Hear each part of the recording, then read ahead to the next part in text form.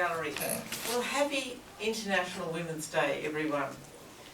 As I stand here before you, I just want to say what an honour and a privilege it is to be here with you to celebrate International Women's Day today. And as I start my words to you, I would like to acknowledge the traditional owners of the land on which we meet and pay my respects to their elders, both past and present.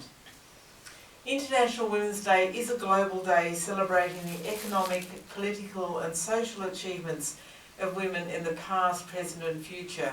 And what an amazing list Valerie's just given us of achievements of women in the past.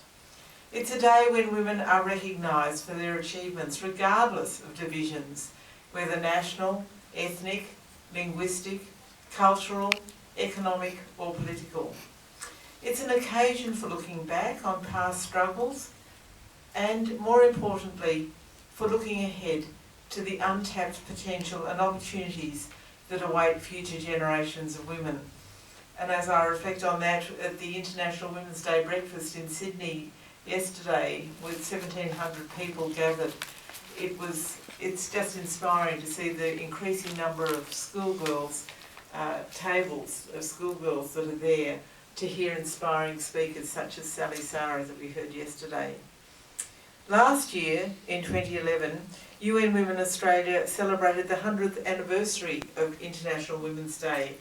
We had over 300 events with over 33,000 people attending those events. And the money raised last year supported female leadership and political participation with programs enabling women to lead in societies where opportunities continue to be limited. The theme for International Women's Day this year is women's economic empowerment. This recognises that increasing women's access to quality education, meaningful employment, land and water resources contributes positively to gender inclusion, sustainable development and growth and prosperity. Valerie's just given us the statistics that across the globe 70% of the world's poor are women. Women earn less than 10% of the world's wages, but women do more than 2/3 of the world's work. On average, it's been found that women invest 90% of their income into their families, while men invest only 30 to 40%. In Australia alone, closing the gap between female and male employment will boost Australia's GDP by 11%. So International Women's Day this year is about celebrating the vital role women play in enhancing economic prosperity in their families, in their communities and in their countries, while recognising that significant barriers to achieving women's economic security and equality continue to exist. These barriers include workforce participation and representation. In the informal sector, women lack basic rights and job security. Pay equity is another barrier. Financial independence. Women's economic security is reduced by a lack of access to resources, decision making, and business and land ownership.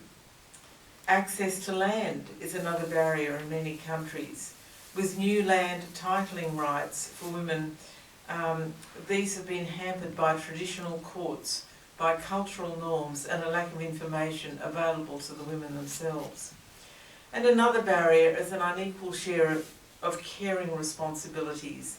Traditional gender roles not only limit women's ability to participate equally with men at work, but also limit men's share of caring duties. This morning I managed to get through the rain to the Australian Government launch of the National Action Plan on Women, Peace and Security. About 50%, like this afternoon, of people turned up because they couldn't get there.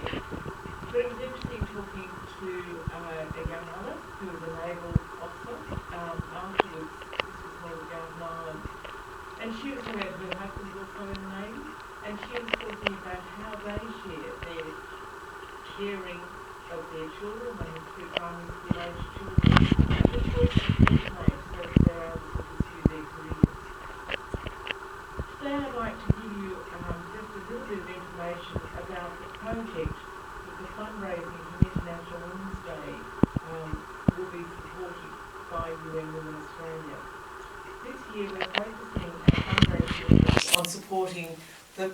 Partners Improving Markets program, which is working to make marketplaces safe for women in Papua New Guinea, the Solomon Islands and Vanuatu.